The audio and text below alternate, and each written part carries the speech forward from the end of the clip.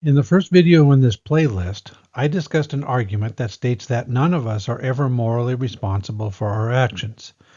No matter what we do, we deserve no moral credit or moral blame. The argument stated that this thing called moral responsibility is grounded on a mistake. That mistake is that humans have free will. According to that argument, moral responsibility requires free will, and since free will doesn't exist, moral responsibility doesn't exist. I presented a defense of that argument in the previous video. Here I want to look at a potential response to that argument.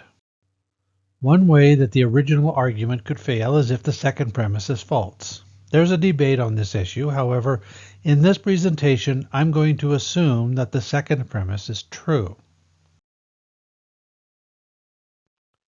This means my only option for criticizing the original argument is to show that the first premise is false. Now, this first premise had its own argument that could be used both to explain and to defend it. The argument that defended that first premise states that to hold somebody responsible for what they have done is to hold them responsible for some atoms moving in some particular way. Even holding somebody responsible for what they did not do is to hold them responsible for atoms not moving in a particular way. That argument postulated three potential causes for the motion of atoms. The first of these is the determined laws of physics. The second is a type of randomness thought to exist at the smallest particles of matter. And the third is that matter could be directed to move in some ways by an act of free will, one that cannot be reduced to the determined laws of physics or subatomic randomness. Of these three, the determined laws of physics can't be the source of moral responsibility. A lightning strike can't be morally responsible for causing a forest fire. If we were to look for somebody to blame for the fact that an explosion destroyed a building, we don't find the moral culprit in the chemical reactions that produced the explosion. Nor can something that's totally random be the source of moral responsibility. This would be like flipping a coin and saying, heads you're guilty, tails you're innocent. I'm not saying heads and will say that you're guilty and tails will say that you're innocent. If moral responsibility can actually be found in randomness, then it would literally be the case that heads you really are guilty and tails you really are innocent. We had three options to start with. We eliminated two of them. That leaves the third. When we are looking for the source of moral responsibility, we're looking for the time at which molecules were set in motion by a free act of the will. That's the argument that defended the premise that moral responsibility requires free will. If we bring this premise back into the main argument where we've already decided not to challenge the premise that there's no such thing as free will, we get the conclusion. There's no such thing as moral responsibility. Now, in a highly influential article published in 1962 called Freedom and Resentment, the philosopher Peter Strawson offered a set of observations that seemed to create a problem for the first premise. Peter Strawson doesn't question the assumption that the reactions that we have to things that happen around us are caused. However, he still observes that we seem to have two types of reactions. He labels the one type the objective attitudes and the other type the participant attitudes. What Strawson called the objective attitudes are the attitudes we have when we acquire some harm or benefit as a result of the blind forces of nature. It's the way we react when a hailstorm damages our car, or when we catch a cold or flu, or when we step outside on a really nice spring morning. These reactions do not involve any hint of blame or credit, though we can still be happy or unhappy with the results. Items in this category can trigger fear, such as when standing too near a cliff, or disgust as the sight or smell of a rotting carcass.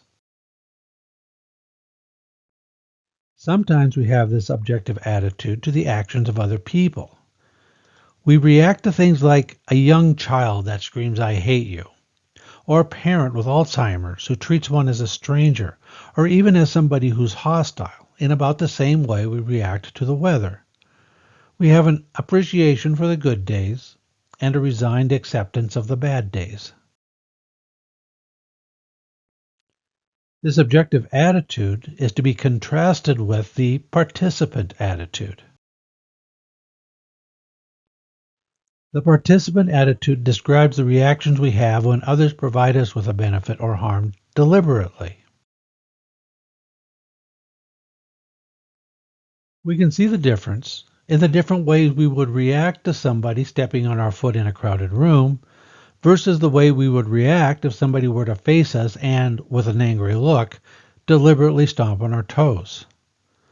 We can see the difference between our reaction in waking up in the morning and discovering that the milk we intended to use on our cereal has gone bad versus discovering that one's roommate has used the milk, even though it was clearly not their roommate's milk to use.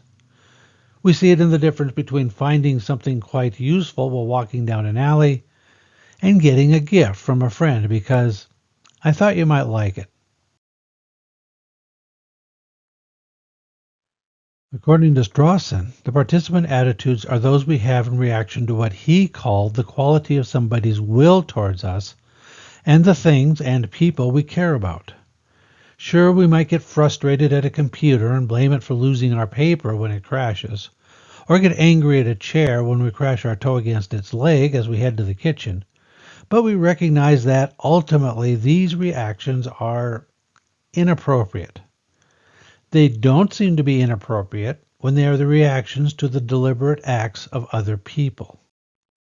Next, Strawson argues that, according to the thesis that moral responsibility requires free will, all participant attitudes are misplaced.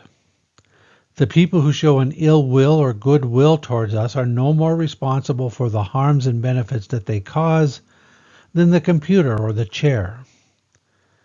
It seems to imply that we should treat other people the same way we would treat objects, using only the objective attitude towards everything that they do and in all circumstances.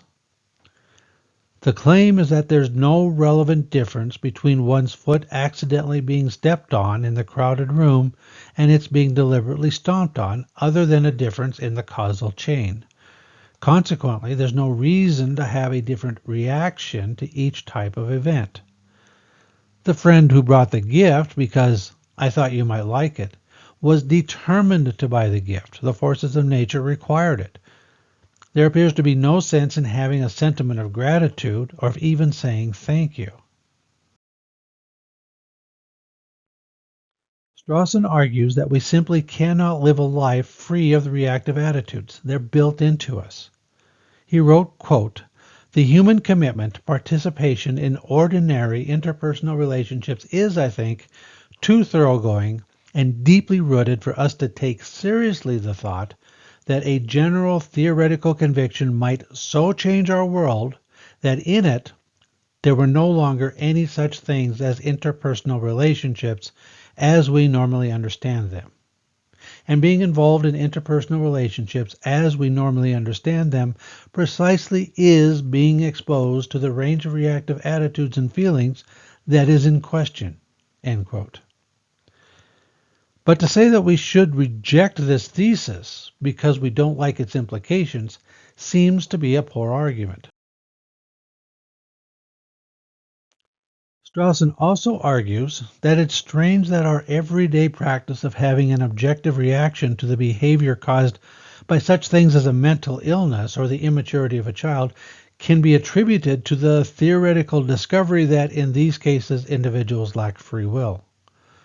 Quote, "When we do in fact adopt such an attitude in a particular case, our doing so is not the consequence of a theoretical conviction which might be expressed as determinism is the case. This is a consequence of our abandoning for different reasons in different cases the ordinary interpersonal attitudes." End quote. An argument can be given against the thesis that the two types of reactive attitudes, objective and participatory, are grounded on a mistaken belief in free will. Animals make the same distinction. Animals have objective attitudes to some benefits and harms and react with anger or gratitude, or make threats and express appreciation to the behavior of other animals. Yet it's quite unreasonable to say that these animals base their different reactions on a belief that some benefits and harms come from nature and others come from acts of free will. If we can make sense of the participatory reactive attitudes in animals in a determined world, it may allow us to make some sense of them among humans. And this further explains Strawson's observation that these reactive attitudes are such a deep part of our being that it would be impossible to get rid of them. They emerged a long time ago in our evolutionary past. The fact is, it does no good to react to harms and benefits that come from forces of nature with anger or gratitude, since our anger or gratitude can't change them in any way. In contrast, anger and gratitude can have an influence on the future behavior of other animals. It can cause them to not do the things we react to with anger and to do more of the things we react to with gratitude.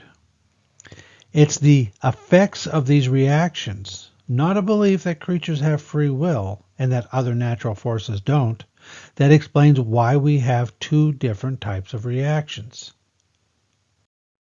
In the next video, I want to look at explaining these two different types of reactive attitudes. What I wanted to do in this video was to show that the claim that our participant attitudes are unjustified if free will doesn't exist is problematic. It's actually quite doubtful that these participant attitudes are grounded on a belief that others have free will.